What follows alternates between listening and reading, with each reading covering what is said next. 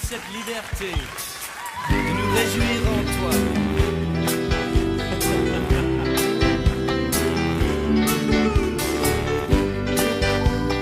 Bonjour les Joseph.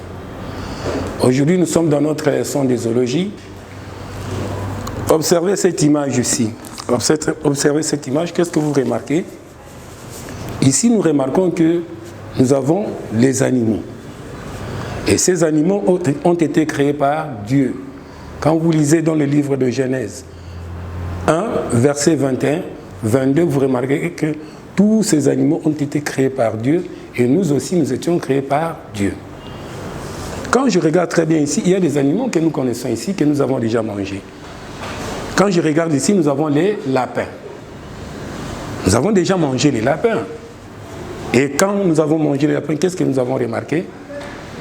Les lapins avaient les os et le sang était rouge. Quand je regarde le porc, des fois quand papa amène ou bien maman achète le porc que nous avons déjà mangé à la maison, qu'est-ce que je remarque? Les porcs aussi a le sang rouge et les os qu'on peut aussi appeler le squelette. Et tous ces animaux que vous voyez ici, même notre chien à la maison, il a aussi le sang rouge et le squelette. Alors, tous ces animaux que vous voyez ici, qui ont le sang rouge et le squelette, on les appelle les vertébrés.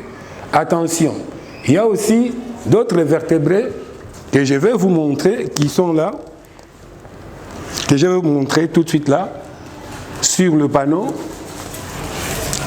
En dehors de ceci, nous avons mangé aussi, à la maison, on mange aussi la poule. Quand nous mangeons les poulets, qu'est-ce que vous remarquez? Le poulet a des os, le poulet aussi a le sang rouge.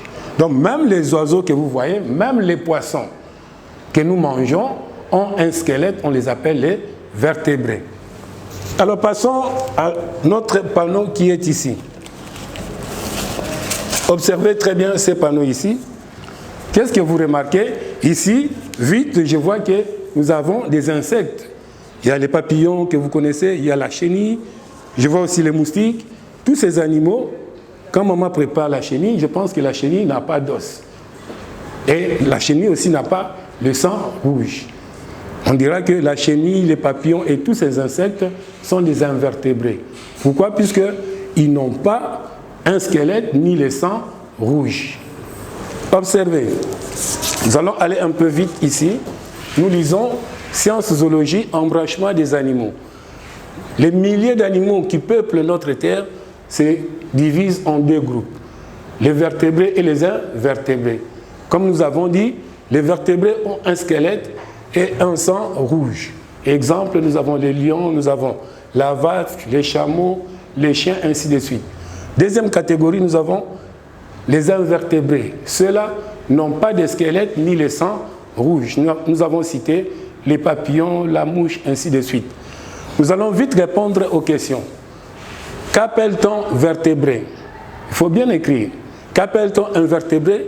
Cite 10 vertébrés et invertébrés que tu connais. Les poissons, les oiseaux, les reptiles, sont-ils des vertébrés? S'ils sont des vertébrés, vous justifiez votre réponse. Tu dessines selon ton choix un vertébré et un invertébré. Merci beaucoup. À la prochaine. Veillez au respect des gestes barrières. Merci.